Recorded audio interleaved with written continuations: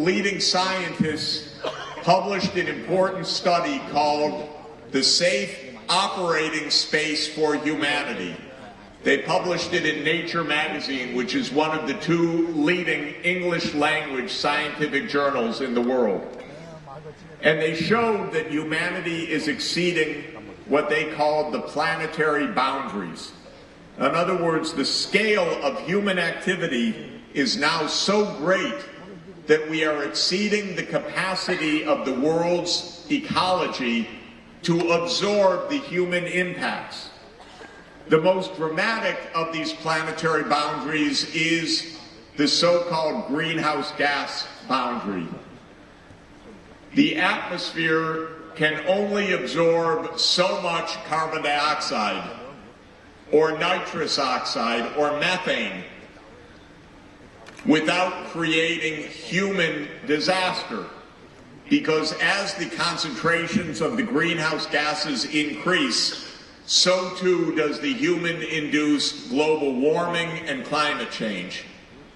We are already past the safe boundaries of the greenhouse gases, but they continue to rise rapidly.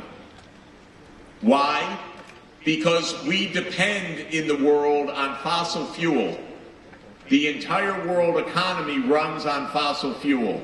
80% of our primary energy in the world is based on fossil fuel. China remains a coal-based economy to this day. Of course, this is entirely understandable. Fossil fuels have been the key to the world economic growth for 2 centuries. We have used fossil fuels effectively to build a modern global society. And yet they have a major side effect. When you burn coal, oil, or gas, that creates carbon dioxide, which is emitted into the atmosphere, which changes the climate. Last year, the rate of increase of the carbon dioxide was the fastest in history. It rose 2.7 parts per million in the atmosphere. China is the world's largest emitter of carbon dioxide. Not in per capita terms, that is the United States, but in total terms because of the great scale of the China population. This means that China and the U.S. have a special responsibility. I'm afraid my own country has not lived up to that responsibility yet. It hasn't recognized it, it hasn't accepted it. This is a tragedy and a threat for the entire world. We must move faster to shift from the high carbon economy to the low carbon economy. It is one of the greatest challenges facing humanity. It will be extraordinarily hard to do. It cannot be accomplished just by market forces alone, because market forces will drive us to use coal, oil, and gas. Market forces will enable us, through productivity increases, to mine even more oil, coal, and gas. We will use modern technology, hydrofracking, floating liquefied natural gas plants, everything you can imagine to drill more fossil fuel, and we will burn it, and we will wreck the planet unless we choose consciously a different direction. It is very important that China's 12th five-year plan recognizes these realities. It's very important that every region of the world accelerate dramatically its pace of change to live within the planetary boundaries. I am coming yesterday from Berlin. Very interesting in that a major economy, Germany, has taken on the challenge of living entirely with renewable energy by the middle of this century. It is a very bold gamble. They're not sure exactly how to do it, but they are determined to do it. At least we can congratulate them on their boldness, because this is an act not only for Germany, but for the whole world. And we will need that boldness and resolve from all parts of the world. Oops. We have many choices. This map shows our choice on population. If we continue business as usual, the world population will exceed 10 billion. This is not acceptable. We will not be able to have a sustainable planet with 10 or 11 or 12 billion. China took the right course in stabilizing its population.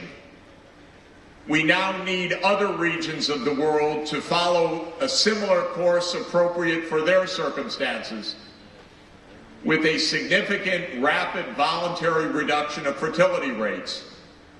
This is very important for global stabilization and sustainable development.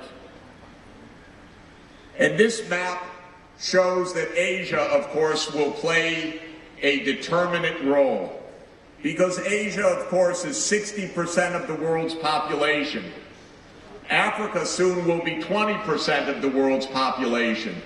Africa and Asia together will be 80% of the world's population and will determine the world's future.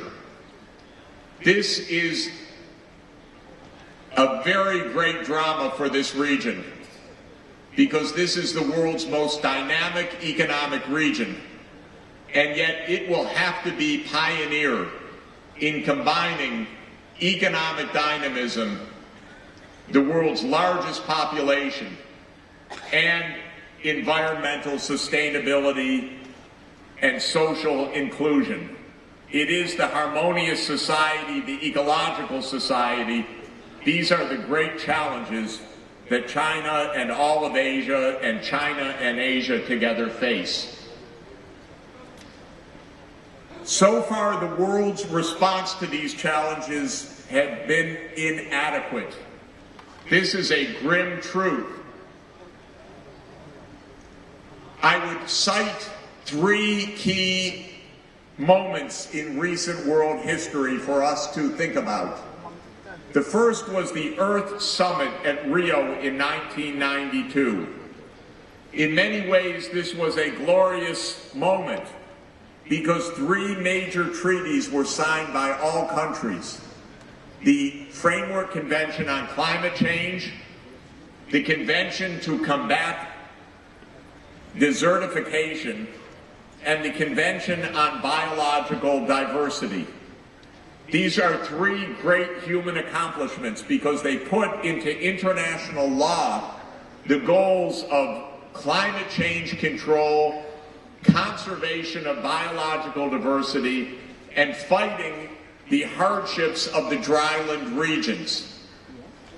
And yet, when the world met 20 years later at the Rio Plus 20 summit last summer, we had to conclude that all three treaties had so far failed, ladies and gentlemen, to change the course of history.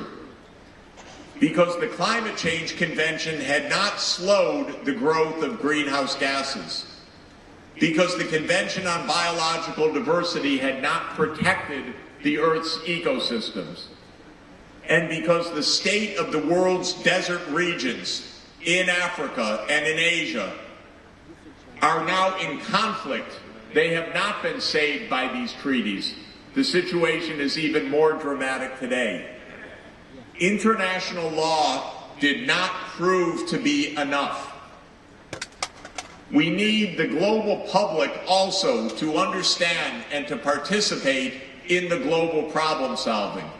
We need every city in the world, a great special administrative region like Macau, which is why it's so wonderful to have this forum, and Hong Kong, and my city, New York, and others to take on this challenge. International treaties will not be sufficient because we need more action in all parts of the world. 13 years ago, the world adopted some goals called the Millennium Development Goals to fight poverty. For those years, I have been the special advisor to the Secretary General of the United Nations on how to achieve these goals. Since global society became involved in the fight against poverty, we've made a lot of progress. I was therefore very happy that in the Rio Plus 20 summit last June, the world decided to adopt sustainable development goals as the next phase of human ambition. So the world is now negotiating to establish sustainable development goals for the period after 2015. Indeed, I am on my way from here to Indonesia, where President Yudhoyono is hosting a high-level gathering to negotiate a framework for the post-2015 period. He heads, together with other leaders, a panel to advise the Secretary General and the United Nations on what that post-2015 framework can be. I hope that China will help lead this period of sustainable development goals, because China's concepts of a harmonious society, of an ecological civilization, are the concepts we need to move forward. And so I hope China will take this challenge as a global challenge, where China's role and voice and great stature can play a transformative role for the entire world.